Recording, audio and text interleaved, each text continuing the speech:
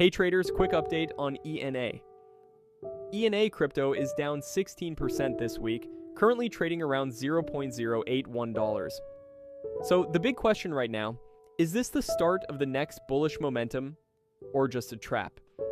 In this video, we break down the key levels, possible reversal zones, and what to watch next. Watch our full price analysis in the video. Don't forget to comment and share.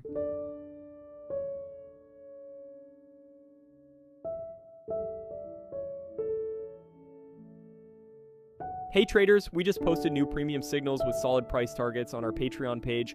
You can get started with our tester plan for just $10 per month, a simple, low-risk way to check the results yourself. And if you're happy with the performance, you can upgrade anytime.